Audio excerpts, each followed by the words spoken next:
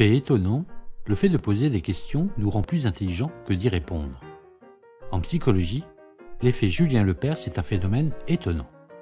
Dans notre esprit, une personne qui interroge quelqu'un au sujet de sa culture générale est toujours considérée comme plus cultivée que la personne qui répond, et ce indépendamment du fait que les réponses données soient bonnes ou mauvaises. Cet effet fait partie de ce que l'on appelle les erreurs fondamentales d'attribution. Ainsi, pour expliquer le comportement d'une personne et juger de ses capacités, nous avons tous tendance à sous-estimer l'importance des causes dues au contexte et à surestimer celles dues aux personnes. L'effet Julien Lepers est une parfaite illustration de ce phénomène qui a été démontré par 3 chercheurs, Ross, Amabile et Steinmetz. En 1977, ils montent une expérience comparable au jeu télévisé Question pour un champion, que la plupart des gens connaissent en France. On a un questionneur qui connaît bien évidemment les réponses, un questionnaire chargé de répondre au flot de questions et un public qui observe la scène. Suite à l'expérimentation, nos 3 chercheurs demandent au public et aux joueurs de répondre à la question suivante. Quel est, selon vous, le plus cultivé des deux, le questionneur ou le questionné?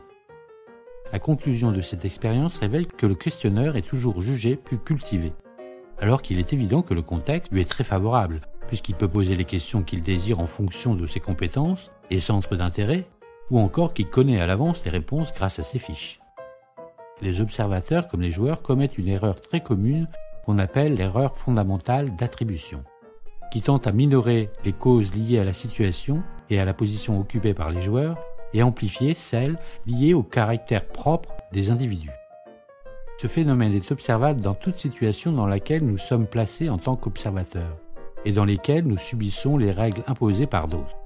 C'est par exemple le cas pour les hommes politiques lors d'un discours, les animateurs vedettes de la télévision, les acteurs d'un film, ou pour toute personne mise en avant sur la scène publique, à qui l'on attribue toutes sortes de qualités personnelles liées à leur rôle en minorant les positions qu'ils occupent ou le contexte dans lequel se déroulent les faits.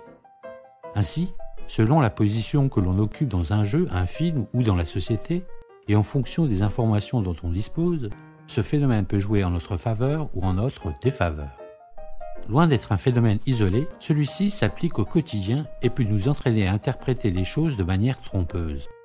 En effet, en minorant le contexte et en surévaluant les causes dues à la personne, on aura tous tendance à dire, par exemple, que si Jean a raté son examen, c'est parce qu'il est paresseux, sans tenir compte de sa situation particulière ou des problèmes liés au contexte, difficulté de l'examen, nombre de places à pourvoir au regard du nombre de candidats, manque d'argent pour suivre des cours de soutien scolaire, problèmes familiaux, etc. De la même manière, si une personne en colère formule des critiques violentes, les témoins attribueront ses propos à la colère plutôt qu'à la situation qui a provoqué la colère. D'ailleurs, ce mode de raisonnement est couramment utilisé pour décrédibiliser un argumentaire sans même avoir à le déconstruire logiquement. Voilà pourquoi Julien Lepers n'est pas Yoda. Reste à savoir maintenant ce que vous ferez de ce petit savoir. À bientôt!